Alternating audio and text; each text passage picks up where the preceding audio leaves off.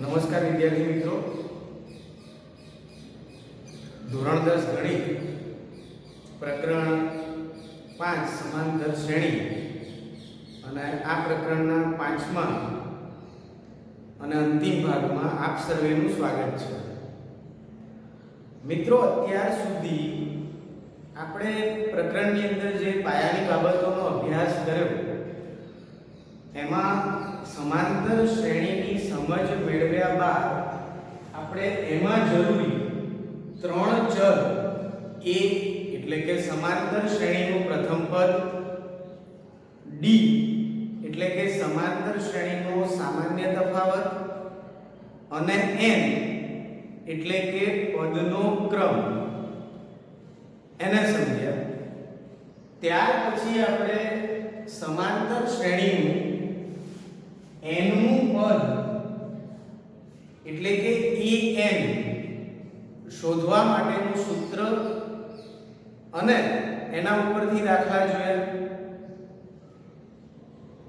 છેલ્લા ભાગની અંદર આપણે સમાંતર શ્રેણીના n પદોનો સરવાળો કરવા માટેના બે સૂત્રો વિશેની સમજ પણ મેળવી ચૂક્યા છીએ અને એના ઉપરથી આપણે એક ઉદાહરણ પણ જોયું હતું.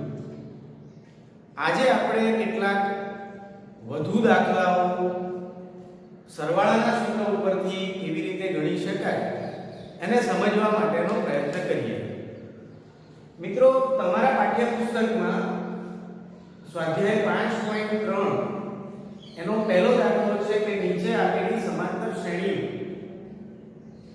માં માંગ્યા મુજબના સરવાળા શોધો. મેં ચોથો દાખલો લીધો છે. રકમ આવી છે કે 1/15 1/12 1/10 આ એક સમાંતર શ્રેણી આપી દીધી છે અને એનો 11 પદ સુધીનો સરવાળો આપણે મેળવવો છે. જેમ અત્યાર સુધી કરીએ છીએ એમ જ સૌથી પહેલું કામ જે ચલ છે એ દરેકે દરેક ચલને આપણે પહેલા અહીંયા આગળ દર્શાવવાનો પ્રયત્ન કરીએ. સૌથી પહેલા a એટલે સમાંતર શ્રેણીનું પ્રથમ પદ અને સમાંતર શ્રેણીનું પ્રથમ પદ આપણને મિત્રો ખ્યાલ છે કે 1/15 છે. ત્યારબાદ d એટલે કે સમાંતર શ્રેણીનો સામાન્ય તફાવત અને સામાન્ય રીતે આપણે બીજા પદમાંથી પ્રથમ પદ બાદ કરીએ છીએ તો 1/12 માઈનસ 1/15 બીજા પદમાંથી પ્રથમ પદ બાદ કરીએ છીએ એટલે આપણને શ્રેણીનો સામાન્ય તફાવત મળે છે. સાદુરૂપ આપીએ તો 15 ગુણ્યા 1 માઈનસ 12 ગુણ્યા 1 અને ભાગ્યા 15 ગુણ્યા 12 એટલે ત્યાં આપણને મળશે 180.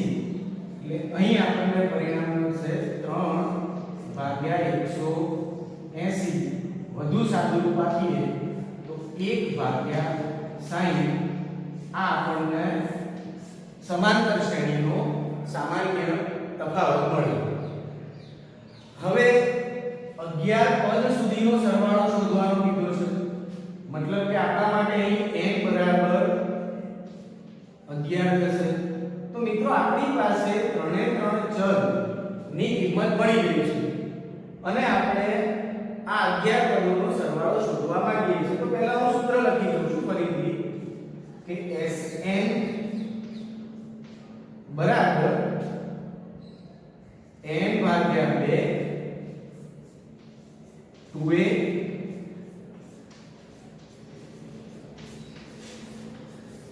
પ્લસ n માઈનસ 1 ગુણ્યા d. મિત્રો, અહીંયા ફરીથી એક ધ્યાન દોરો કે આપણે આ બીજા સૂત્રનો ઉપયોગ અત્યારે એટલે નથી કરી શકતા કારણ કે અહીં શ્રેણીનું અંતિમ પદ આપણને આપેલું નથી. જો આપણે 11મું પદ શોધી લઈએ તો આપણે આ સૂત્રનો ઉપયોગ પણ કરી શકીએ, પણ આપણે આ દાખલો ઉપરના સૂત્રથી જ ગણવાનો પ્રયત્ન કરીશું.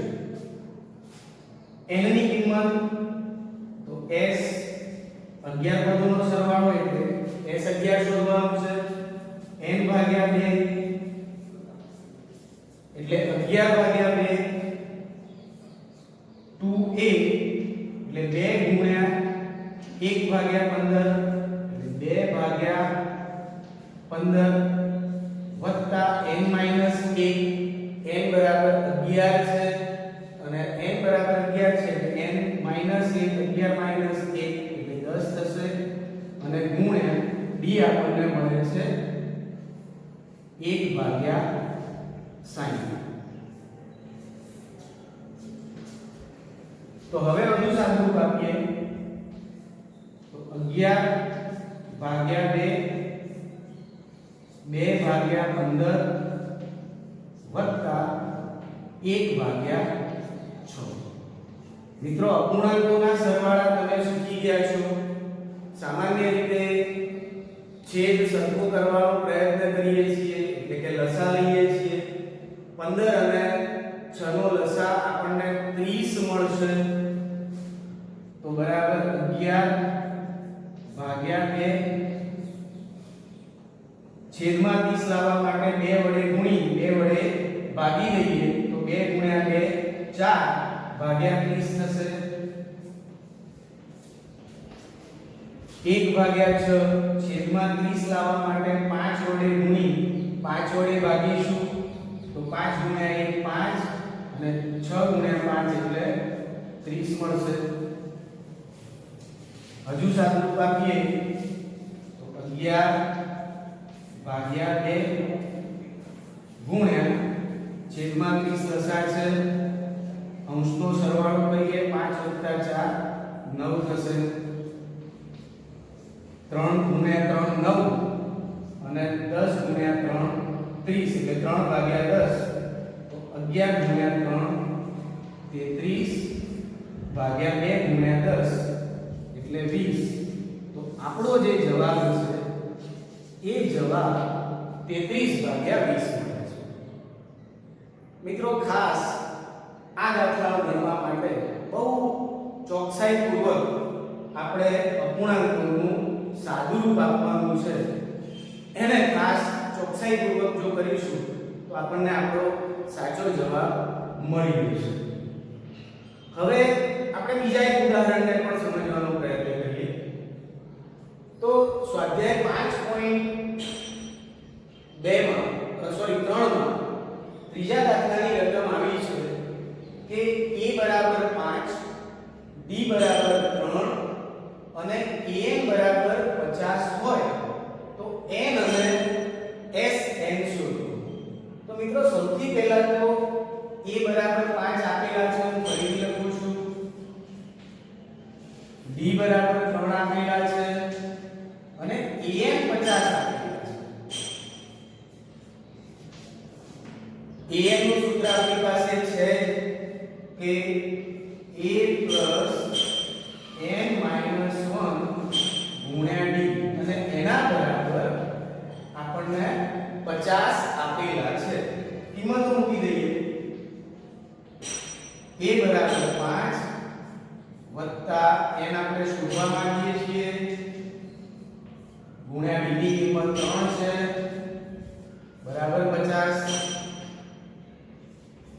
5 વત્તા 3 ગુણ્યા n 3n 3 ગુણ્યા -1 3 બરાબર 50. 5 - 3 2 થશે.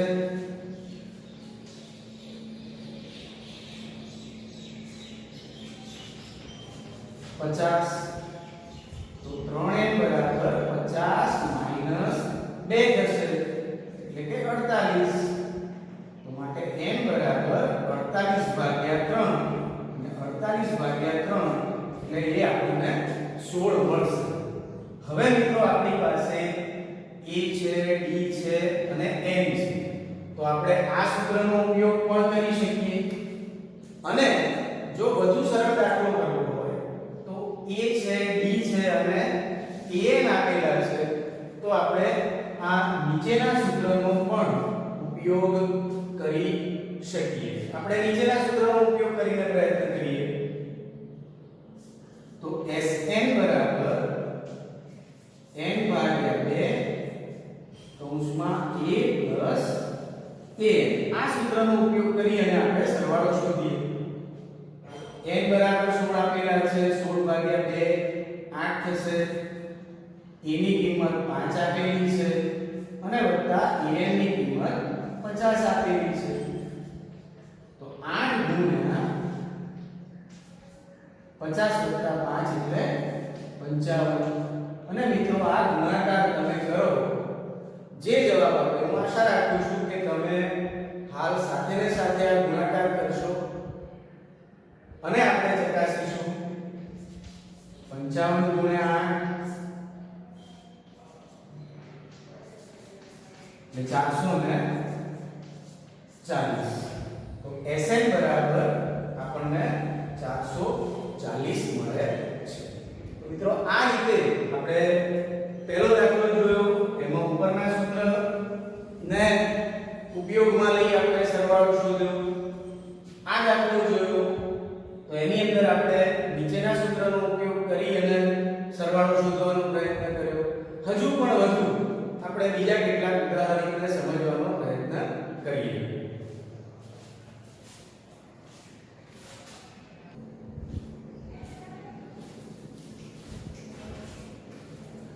મિત્રો સ્વાધ્યાય 5.3 ના ત્રીજા દાખલાની ચોથી રકમ આ પ્રકારેની છે.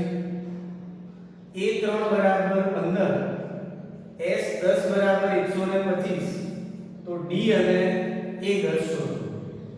મિત્રો અગાઉના બે દાખલા કરતા આ દાખલો એવી રીતે જુદો છે કે આમાં આપણને કોઈ શ્રેણી આપેલી નથી, એટલે આપણે શ્રેણીનું પ્રથમ પદ નથી જાણતા, શ્રેણીનો સામાન્ય તફાવત પણ આપણે જાણતા નથી.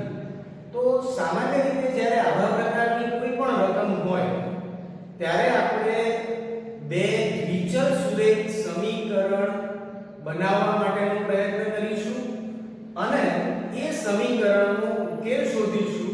તો આપણને બે ચલ a અને d એ મળી જશે. દરેકે દરેક આ પ્રકારનો દાખલો આપણે આ એક જ રીતથી ગણી શકીએ. સમજવાનો પ્રયત્ન કરીએ કે આપણને એક આપેલા છે a3 બરાબર 15. હું લખું છું કે a3. હવે a3 એટલે આપણી પાસે an નું સૂત્ર તો છે કે an બરાબર a plus n minus 1 ગુણ્યા d. તો હવે આપણે એને આ રીતે લખીએ કે a plus n minus 1. n minus 1 મતલબ અહીંયા n બરાબર 3 છે, તો 3 minus 1 એટલે 2 into d અને બરાબર આપણને આપેલા છે 15. આ આપણું એક સમીકરણ બન્યું. બીજી જે બાબત આપેલી છે s10, એને પણ લખીએ. s10 સૂત્ર આપણી પાસે છે n ભાગ્યા 2, પણ n એટલે 10 થશે, તો 10 ભાગ્યા 2 એટલે 5 કૌંસમાં 2a plus n minus 1, 10 minus 1 એટલે કે 9 ગુણ્યા d અને બરાબર આપણને આપેલા છે s10 ની કિંમત 125. વધુ સાદું રૂપ આપીએ તો 5 ગુણ્યા 2 10a વત્તા 9 ગુણ્યા 5 45d બરાબર 125. આ આપણને બીજું ઇક્વેશન મળે છે અને તમે જોઈ શકો છો કે બંને દ્વિચલ સુરેખ સમીકરણ છે. સરળમાં સરળ રીત એનો ઉકેલ મેળવવાની એ તમે ચોથા પ્રકરણમાં શીખી ગયા છો. લોપની રીત, અને લોપની રીતનો ઉપયોગ કરી અને આપણે ઉકેલ શોધીએ. લોપની રીતમાં ખાસ જે આપણે ધ્યાન રાખવાનું છે કે કોઈ પણ એક ચલનો સહગુણક સમાન હોવો જોઈએ. તો અહીં આપણે જો જોઈએ તો એનો સહગુણક 1 છે અને બીજા સમીકરણમાં એનો સહગુણક 10 છે. તો આપણે પ્રથમ સમીકરણને 10 વડે ગુણીશું તો એનો સહગુણક 10 થઈ જશે.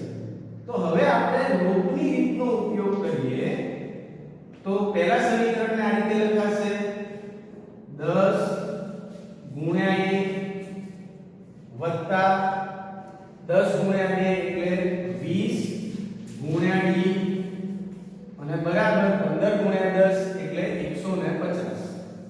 મિત્રો આપણે બંને બાજુ પ્રથમ સમીકરણને 10 વડે ગુણાકાર કર્યો છે.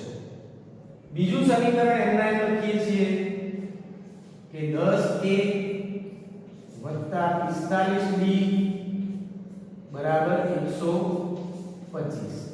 અને હવે પ્રથમ સમીકરણમાંથી બીજું સમીકરણ બાદ કરીએ. 10a માઈનસ 10a શૂન્ય થઈ જશે, મતલબ કે ચલ a નો લોપ થયો.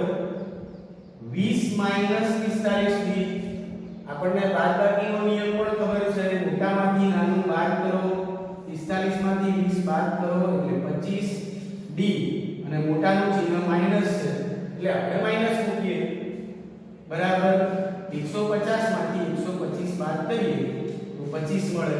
તો એનો મતલબ કે આપણને d બરાબર 25 ભાગ્યા માઈનસ 25 એટલે કે માઈનસ 1 મળે છે.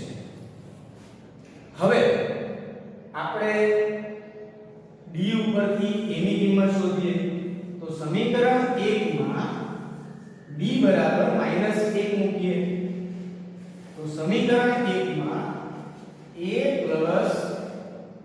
2 ગુણ્યા d ની કિંમત તો મળી ગઈ છે -1 અને બરાબર 15 માટે a 2 બરાબર 15 માટે a બરાબર 15 + 2 એટલે કે 17 મળે છે. હવે a ની કિંમત શા માટે શોધવી પડી? આપણે તો શોધવાના હતા d અને a10. તો d ની કિંમત આપણે શોધી લીધી, પણ a ની કિંમત આપણે એટલા માટે શોધી કે આપણે a10 નું જ્યારે સૂત્ર મૂકીશું ત્યારે એમાં આપણે a ની જરૂર પડશે. આપણે એ પણ મૂકીએ કે a10 બરાબર સૂત્ર છે an બરાબર a n - 1 ગુણ્યા d. તો a10 બરાબર a પ્લસ 10 માઈનસ 1 એટલે કે 9 ગુણ્યા d. કિંમતો મૂકી દઈએ. a ની કિંમત 17 છે પ્લસ 9 ગુણ્યા d ની કિંમત -1 છે. તો 17 માઈનસ 9 અને બરાબર 8. તો આપણને a10 બરાબર 8 મળી ગયું. તો આપણા બંને જવાબો આપણને આ રીતે મળ્યા. તો આ એક અલગ રીતનો દાખલો, એને પણ આપણે સમજવા માટેનો પ્રયત્ન કર્યો. હવે બીજી એક રકમ જોઈએ. સ્વાધ્યાયનો 12મો અને છેલ્લો દાખલો કે 6 વડે વિભાજિત પ્રથમ 40 ધન પૂર્ણાંકોનો સરવાળો શોધો. તો આના ઉપરથી મિત્રો આપણે પહેલા તો શ્રેણી બનાવી લઈશું કે 6 વડે વિભાજ્ય હોય એવા ધન પૂર્ણાંકો કયા? તો 6 ગુણ્યા 1 એટલે 6, 6 ગુણ્યા 2 12, 6 ગુણ્યા 3 18. તો આ એક સમાંતર શ્રેણી બની. હવે ચલને દર્શાવી દઈએ. તો પ્રથમ પદ 6 છે. સામાન્ય તફાવત હવે શોધતા આવડે છે. બીજા પદમાંથી પહેલું પદ બાદ કરો એટલે 12 માંથી 6 બાદ કરો એટલે 6 મળશે. અને એવું કીધું છે કે 40 ધન પૂર્ણાંકોનો સરવાળો શોધો. તો આપણે n બરાબર મિત્રો કેટલા લેવાના થશે? 40 લેવાના થશે. હવે અહીં આગળ પણ બે સૂત્રો પૈકી કયા સૂત્રનો ઉપયોગ કરવાનો છે એનો તમને ખ્યાલ આવી ગયો કે an એટલે કે અંતિમ પદ આપણી પાસે નથી. હા, મળી શકે. પહેલું પદ 6 ગુણ્યા 1 છે, બીજું પદ 6 ગુણ્યા 2 છે, ત્રીજું પદ 6 ગુણ્યા 3 છે. તો અંતિમ પદ 6 ગુણ્યા 40 એટલે કે 240 આપણે લઈએ તો આપણે બીજા સૂત્રનો ઉપયોગ કરીને પણ દાખલો ગણી શકીએ. પરંતુ આપણે પહેલા સૂત્રનો ઉપયોગ કરીને અત્યારે પ્રયત્ન કરીએ. તો હું સૂત્ર લખું છું કે Sn બરાબર n ભાગ્યા 2 2a પ્લસ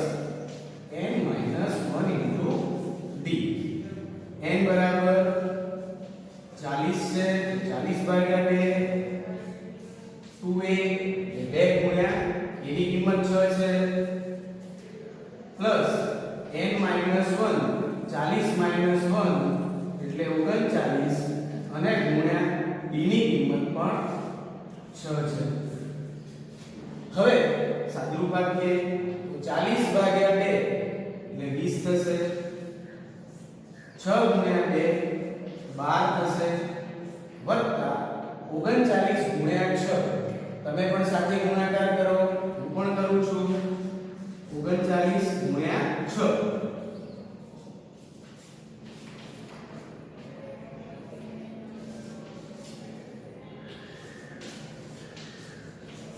જવાબ મળ્યો 234 વત્તા 12 કરીએ કે 246 અને 246 ગુણ્યા 20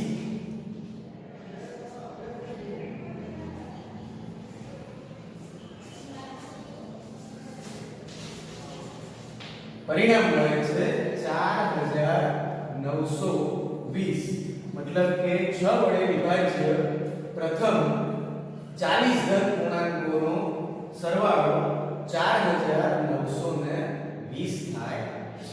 તો મિત્રો વિવિધ પ્રકારના દાખલાઓ આપણે આજે